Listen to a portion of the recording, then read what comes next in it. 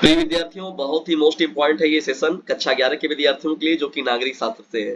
तो एडिशंस वार्षिक का ये जो महत्वपूर्ण पेपर है इसका हम लोग करते हैं शुरुआत यहाँ पर आप सभी लोगों के लिए बहुविकल्पीय प्रश्नों की श्रृंखला के साथ। तो जो भी नागरिक शास्त्र के बच्चे हैं और देखिए आपका एनसीईआरटी बेस्ड सिलेबस जो न्यू है उसी के बेस पर ये पूरा का पूरा है। ज्यादा इधर उधर की बातें नहीं होंगी, पूरा आपका कोर्स पर बात होगा डायरेक्ट सीधे एडिशंस।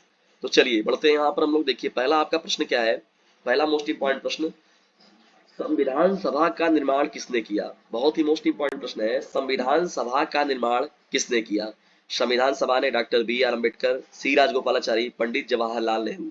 देखिए दोस्तों, संविधान सभा का निर्माण जो किया गया था, तो संविधान सभा का निर्माण तो यहाँ पर देखिए मुख्य रूप से अगर देखा जाए तो संविधान सभा के दृष्टिकोण से ही है ये बात सत्य आपका।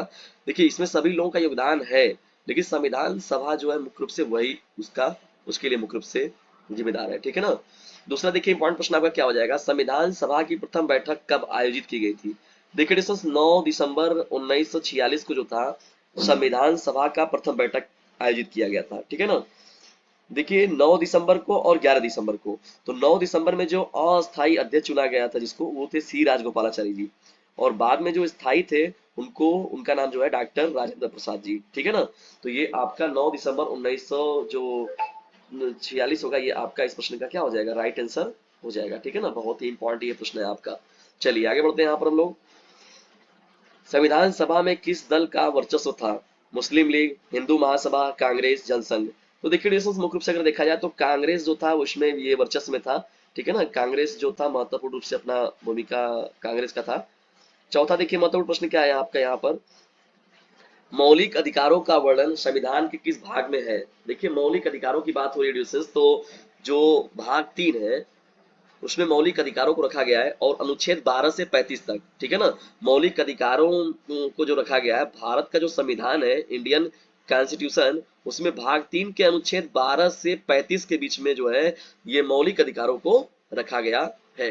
देखिए दोस्तों भारतीय संविधान में अगर कहा जाए मौलिक अधिकार तो देखा जाए तो टोटल जो थे वो 7 थे, ठीक है ना। भाग 3 में जो था 7 मौलिक अधिकारों को रखा गया था, लेकिन जो 44वां संविधान संशोधन हुआ था उसमें से संपत्ति के अधिकार को हटा दिया गया, ठीक है ना। संपत्ति का अधिकार हटा दिया गया, जिसका मतलब टोटल जो इस समय वर्तमान में है वो आपका 6 मौलिक अधिकार बचे हुए हैं, ठीक है ना। ये भी प्रश्न आपका जो होगा बहुत ही मोस्ट इंपॉर्टेंट प्रश्नों में एक रहेगा। छठवां देखिए प्रश्न क्या है, भारतीय सैन्य बल का प्रधान कौन होता है।